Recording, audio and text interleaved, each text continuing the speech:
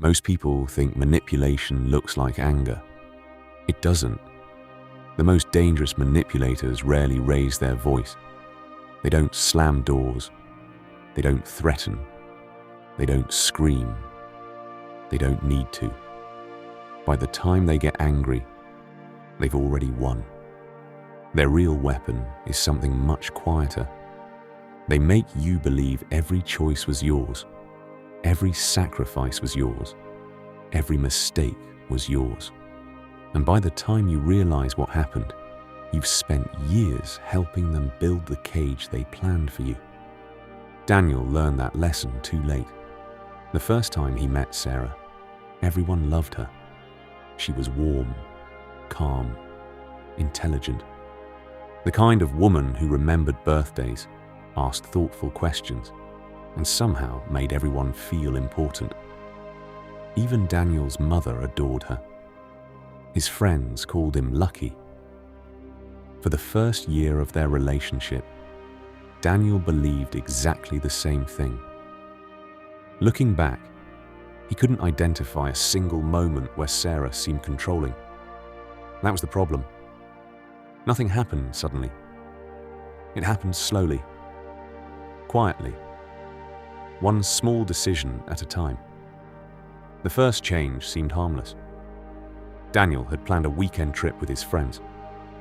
2 days before the trip, Sarah smiled and told him she hoped he had fun. She even helped him pack. Then she spent the entire evening looking strangely distant. When Daniel asked what was wrong, she said nothing. When he asked again, she smiled and said everything was fine. By midnight, he cancelled the trip himself. Sarah never asked him to stay. That was her gift. She never demanded. She simply created discomfort and waited for him to solve it. Months later, the same pattern appeared again. Daniel started spending less time with friends, less time with family, less time doing things he enjoyed. Every decision felt voluntary. Every sacrifice felt reasonable. Sarah never argued. She never complained. She simply knew how to make him feel guilty without saying the words. 2 years into the relationship, Daniel's best friend Mark pulled him aside during a barbecue. He asked a question Daniel never forgot. "When was the last time you did something only because you wanted to?" Daniel laughed. He couldn't answer. The conversation bothered him for weeks. But Sarah fixed that too. She listened patiently while he explained what Mark had said. Then she smiled. She said Mark seemed threatened by their relationship. She wondered why someone who cared about him would try to create doubts. Daniel defended Mark at first. 3 months later, he stopped answering Mark's calls. Sarah never asked him to. She simply planted the idea and let it grow. By the 3rd year, Daniel's world had become smaller. Not dramatically, gradually, almost invisibly. The strange part was that he believed he was happier than ever. Then Sarah introduced him to an investment opportunity. A close friend of hers was launching a company. Early investors could make a fortune. The presentation looked professional. The numbers looked convincing. Daniel hesitated. Sarah didn't pressure him. She simply said she trusted his judgment. Then she spent the next few weeks casually mentioning how life-changing the opportunity could be. Daniel invested nearly half his savings.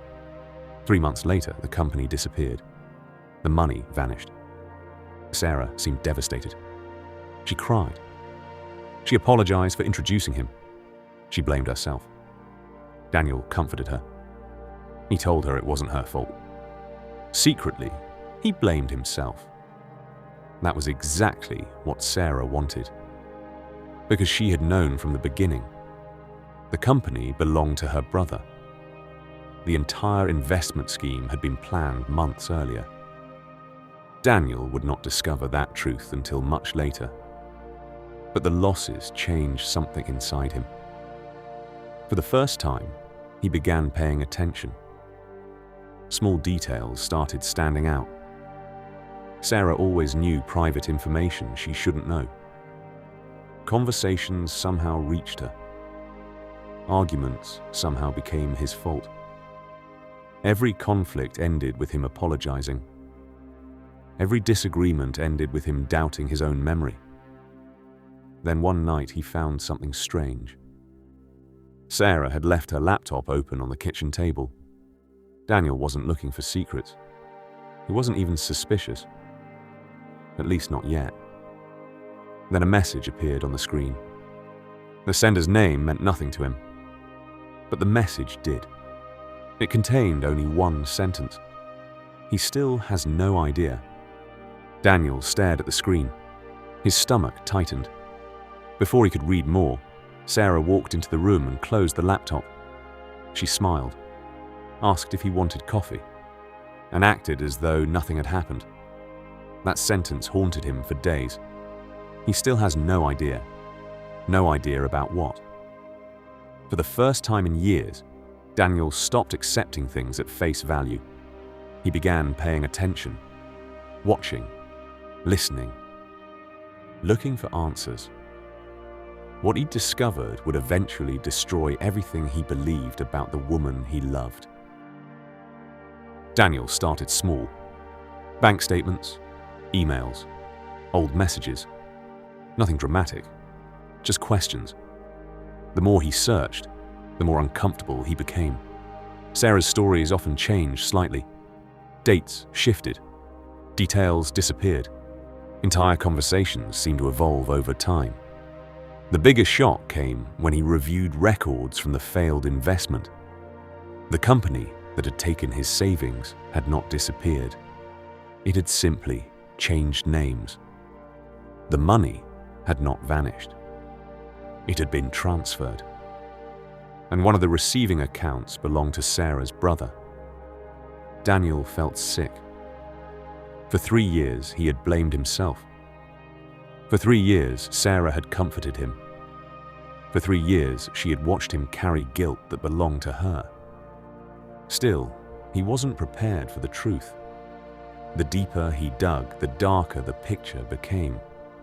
Sarah had manipulated friendships, relationships, financial decisions, career opportunities. Every major turning point in Daniel's life had been quietly influenced by her. Not through force, through suggestion, through guilt, through carefully designed emotional pressure. Then Daniel found the messages, hundreds of them. Conversations between Sarah and her brother stretching back years. At first they seemed ordinary. Then patterns emerged. They discussed people like chess pieces.